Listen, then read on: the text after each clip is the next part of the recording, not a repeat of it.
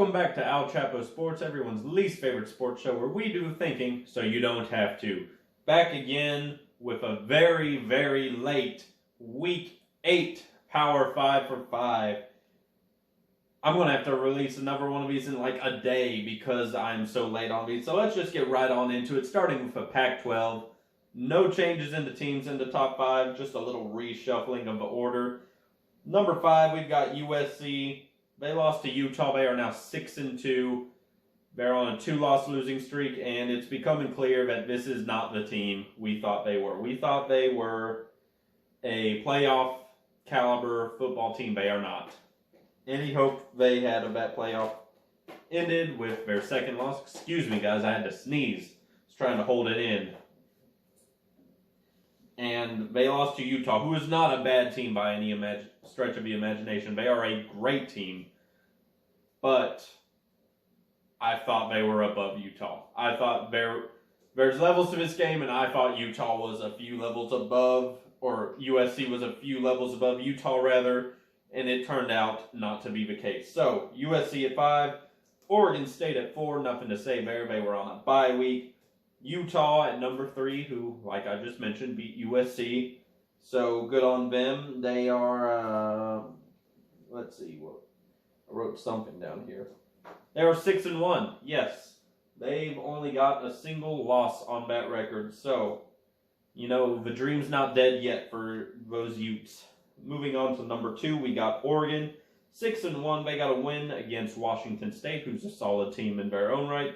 And at number 1, we have the undefeated 7-0 Washington. Of course we do. Not much to say there. Moving on. ACC, we've got in number 5, Miami. I had knocked them out of the rankings and put Clemson in. But Clemson and Miami went head-to-head this past week, and Miami won it. So, welcome back, Miami, to the number 5 spot. Not number 2 spot, where I had them pretty much all season until they fumbled the bag. But, moving on from there, we got UNC at 4. UNC lost to Virginia, and Virginia is not a good team. They are not the team you should be losing to on your schedule. So, bump them down quite a bit. I was pretty high on UNC. I thought they could really challenge for that number 2 spot in the ACC, but not anymore. Moving on to number 3, Duke, who lost to Florida State. There is no shame in losing to Florida State. They are looking like a playoff caliber team for sure. But a loss is a loss, even if you lose to the best. So, Duke lands himself in 3. Louisville in number 2. They were on a bye week, so they didn't necessarily do anything to earn this number 2 spot. It's just that everyone around them lost, and it bumped them up to number 2. So, nothing else to say there. Moving on to number 1, we've got, of course, Florida State. They beat a top 25 ranked Duke. They are 7-0. Everything's going right for Florida State. They should be a playoff team. Dropping from the rankings this week in the ACC was Clemson. Moving on to the Big 12. Number 5, we've got BYU, who beat Texas Tech. They are now 5-2. They are kind of the forever gatekeeper of this conference. If you beat BYU, you're a top dog. If you lose to them, you are not.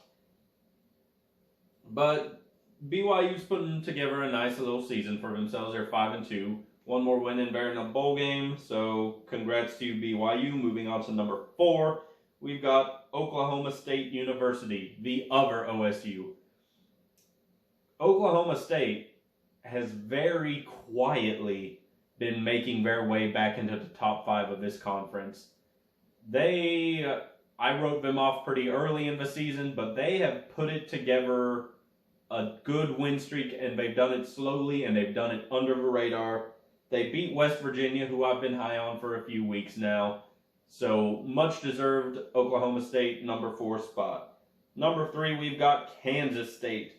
Kansas State got a 41-3 victory against other Big 12 gatekeeper TCU.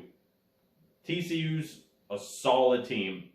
They are the gatekeeper of this conference, and in case you forgot, they're the national champion runner-up. And they got smoked dominated, blown out of the water by Kansas State. So, congrats, Kansas State. That will land you in the top 3 spot any day. Moving on to number 2, we've got Texas. No surprise there. They've only lost 1 game on the season. They won this week against Houston. It was a bit closer than I would have liked to have seen it, which is why, among another reason, they are stuck at number 2. Moving on to number 1, we've got Oklahoma, OU. They got a win over UCF. Not an overly impressive team to beat, but a win is a win. Undefeated as of this week, so which is week 8 now, in case you weren't keeping track. OU looks like the Big 12 contender for the playoff. Dropping out of the rankings this week in the Big 12, we have TCU and West Virginia. Moving on, the Big 10. We've got in number 5, Iowa. They lost to Minnesota, who is a better team than their record would imply. Dropping Iowa down to 6-2. They still look like probably the best shot out of the Big 10 West, but still, there's quite the gap between them and or did I say Big 12? I meant Big 10. There's still quite a bit of a gap between Iowa and the top 4 on this list, which includes number 4, Rutgers, who got a win over Indiana. Not an overly impressive team to beat, but they are 6-2. Rutgers kind of seems like the best of the non-elite teams of the Big 10. Let's put it that way. Which, moving on to those elite teams, the ones you all want to hear me discuss. Number 3, Penn State. It had been a battle up until this week between Michigan, Ohio State, and Penn State, who was top dog in the Big 10.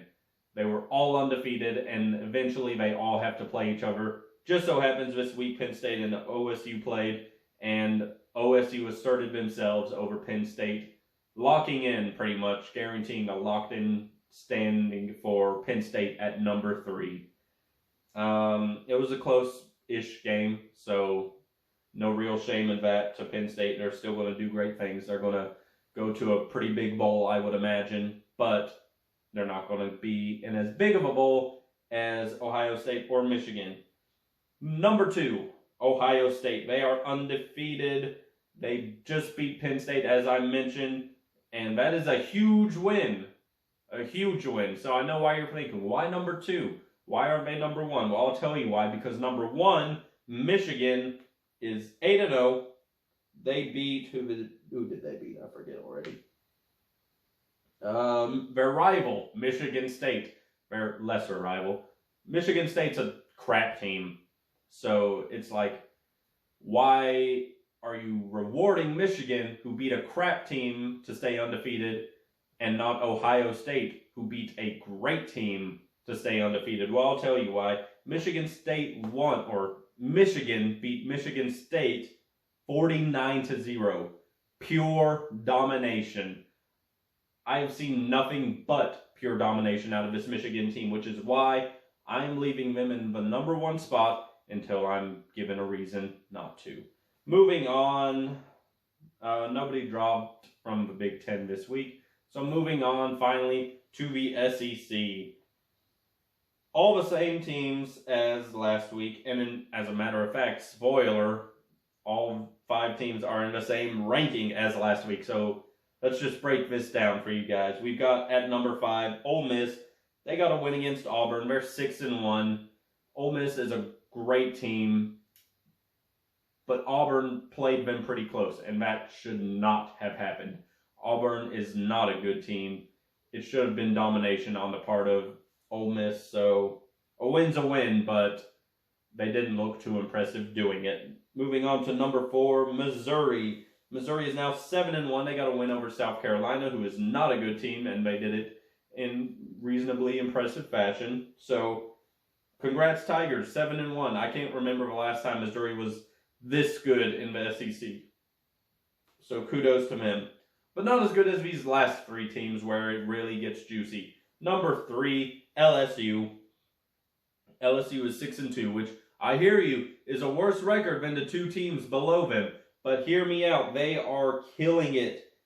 They won this week What does that say? 62-0 against Army. I know Army's not a great team, but anytime you shut out a team and you shut them out 62-0, it is because you are a juggernaut of a team. Unfortunately, LSU has a second loss, which pretty much guarantees they're out of contention for the playoff, but they are a great team, and I'm very much looking forward to see what they put together the rest of the season. And this is coming from a guy who finally on video is revealing my bias, my team bias to you guys. So take all this as genuine. If I was a biased piece of shit commentator, I would say the University of Kentucky is #1 in all regards, but that's not what I'm here to do. I'm giving you honest journalism. So #2, Alabama. They are 7-1. They got a win against Tennessee, who's not too shabby of a team themselves. They could possibly get their way into the top 5.